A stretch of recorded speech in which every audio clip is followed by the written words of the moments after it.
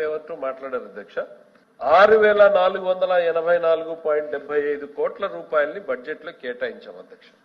ఏ heads కింద కేటాయించామో కూడా చెప్తాను అధ్యక్ష. బ్యాక్వర్డ్ క్లాసెస్ వెల్ఫేర్ కింద, ఎకనామికల్లీ వీకర్ సెక్షన్ వెల్ఫేర్ కింద, సోషల్ వెల్ఫేర్ కింద, ట్రైబల్ వెల్ఫేర్ కింద, మైనారిటీస్ వెల్ఫేర్ కింద, క్రిస్టియన్ వెల్ఫేర్ కింద, ఈ పద్దుల కింద ఈ తల్లికి వందనం పథకానికి కేటాయింపులు చేశాం అధ్యక్ష. పోనీ ఇదేమన్నా కొత్త విధానం అధ్యక్ష? గత ప్రభుత్వం ఏం చేసింది అధ్యక్ష? ఇవే పద్దుల కింద ఆ రోజు వాళ్ళు 5,900 కోట్లు కేటాయించారు అధ్యక్ష. మీకు సభ ముందు పెడుతున్నా అధ్యక్ష. కానీ ఈ కేటాయింపులతోనే ఆ పథకం నడవదు కదా అధ్యక్ష. ప్రభుత్వం రీఅప్రాపరేషన్ ఎక్కడి నుంచి ఎట్లా చేసుకోవాలి అనేటువంటి ఆలోచన చేసుకుని నడుపుతుంది అధ్యక్ష. సేమ్ కేటాయింపులు వాళ్ళు చేసి అదే కేటాయింపులు ఈ రోజు మేం చేస్తే మమ్మల్ని వేలెత్తి చూపించే రకం అంటే దీన్ని ఏమనాలి? ప్రజల్ని ఎంత తప్పుదోవ పట్టించేటువంటి ప్రయత్నం చేస్తున్నారనేది